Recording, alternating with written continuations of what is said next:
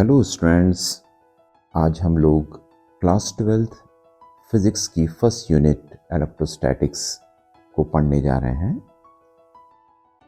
Starting with the definition of electrostatics. Electrostatics consist of two terms, electron and statics means rest.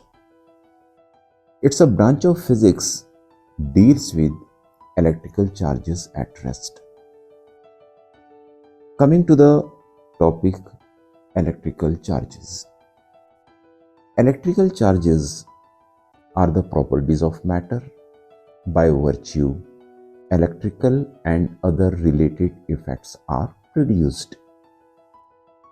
जैसा कि आप जानते हैं कि एक चार्ज पार्टिकल के साथ, एक इलेक्ट्रिकल चार्ज पार्टिकल के साथ में इलेक्ट्रिक फील्ड एसोसिएट रहता है।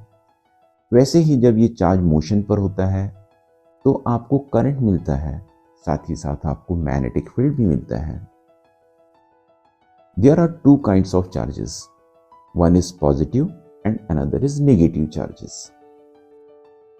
To explain this two kinds of charges मैं आपको दो एक्सपेरिमेंट्स समझा रहा हूं।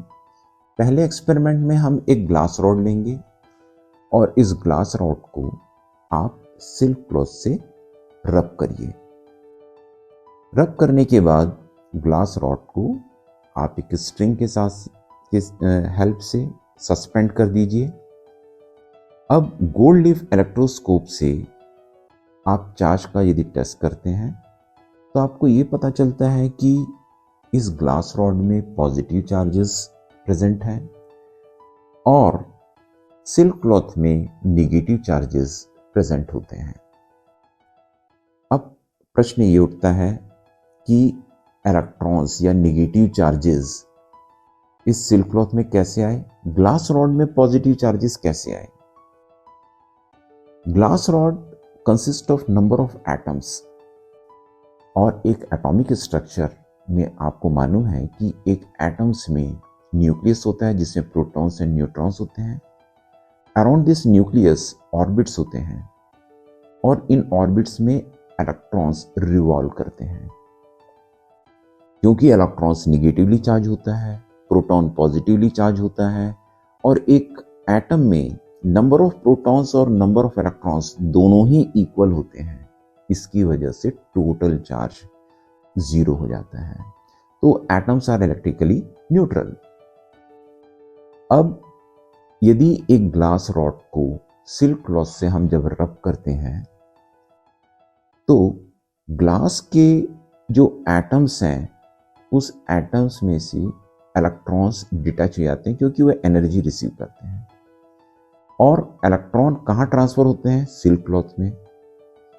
इलेक्ट्रॉन क्योंकि सिल्क क्लॉथ में ट्रांसफर हो गया तो सिल्क क्लॉथ आपका नेगेटिवली चार्ज हो गया।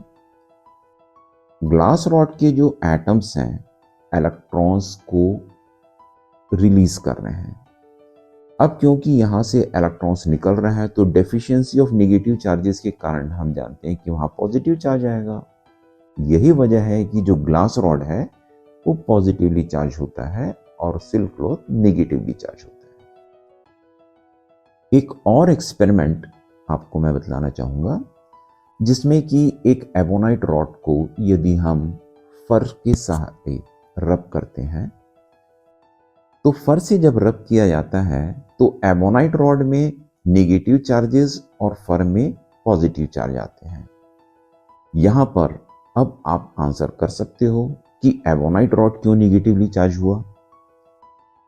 आंसर है कि फर जो है, फर की जो एटम्स थे उसमें से इलेक्ट्रॉन एनर्जी गेन किए, गेन करके वो ट्रांसफर हो गए कहां? एबोनाइट रॉड पर। अब एबोनाइट रॉड पर नेगेटिव चार्ज आ गए क्योंकि इलेक्ट्रॉन का ट्रांसफर हुआ है, इलेक्ट्रॉन्स आर नेगेटिवली चार्ज्ड। क्योंकि फर के एटम्स लूज कर रहे हैं इलेक्ट्रॉन्स को तो वो पॉजिटिवली चार्ज हो जाता है।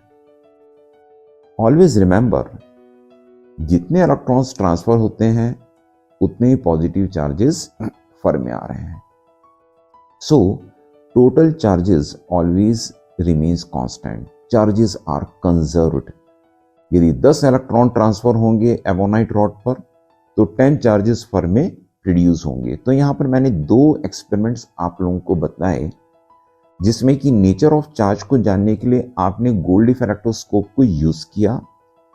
2 kinds of charges, one is positive charge and another is negative charge.